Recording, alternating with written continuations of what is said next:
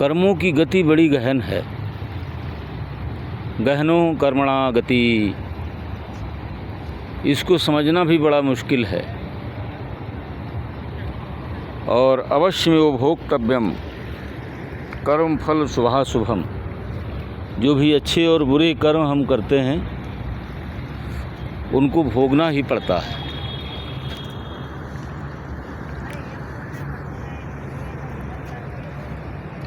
कर्म प्रधान विश्व करी राखा, जो जस करे सो तस फल चाखा। कर्म प्रधान इस सृष्टि को बनाया है और जैसे जैसे हम कर्म करते हैं वैसे ही जाल में फंसते चले जाते हैं और सुख दुख को भोगते हैं। गुरु नानक देव जी भी कहते हैं, बहुत जन्मों में मैं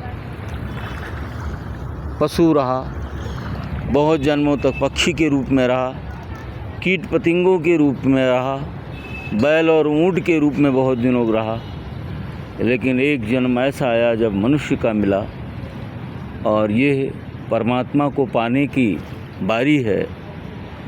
इसलिए बड़ा अभाग मानुष तन पावा, सुर दुर्लभ शब्द ग्रंथें गावा। इस शरीर से हम उस परमात्मा को पा सकते हैं, उसका चिंतन कर सकते हैं, भजन कर सकते हैं, अपने कर्मों की गति को समझ सकते हैं कि हम कैसे कर्म कर रहे हैं और जैसे हमने कर्म किया उसको हम भोग रहे हैं। कर्म जब भोगने का समय आता है तो वैसे ही हमारी बुद्धि बन जाती, हम भूल जाएंगे, उसी तरह की घटनाएं हमारे जीवन में घटेंगी।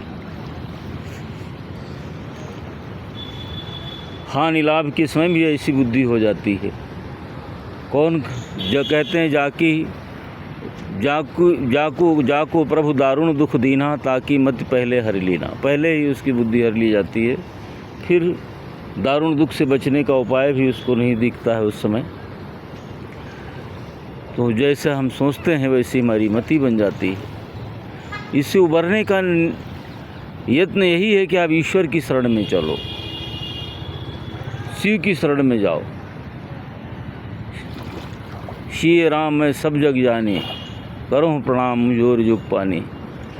सभी जितने लोग हैं, प्राणी हैं, सब में ईश्वर का दर्शन करो तो हमको सद्बुद्धि मिल जाएगी और उससे बचने के लिए हम कोई यत्न करेंगे।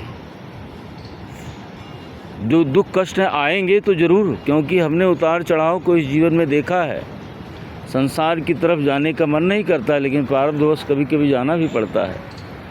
तो इतने दुख झेल करके आदमी थोड़ा सा डर जाता है पापों से, गलतियों से, और बच के निकलता है। इसलिए वैराग्य हो जाता है उसको, और ईश्वर के शरण में निरंतर चिंतन मनन, उसी के चरणों का चिंतन मनन करता है, एकांत वास करता है, तो परमात्मा उसको पकड़ लेते हैं और संसार के तमाम आपदाओं से बचा ले जाते हैं, निकाल लाते हैं।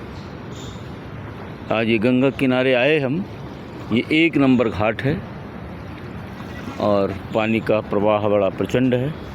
गंगा मैया बड़े वेग से बह रही हैं, इसलिए माता गंगा को प्रणाम करते हुए अपनी बात को यहीं समाप्त करते हैं।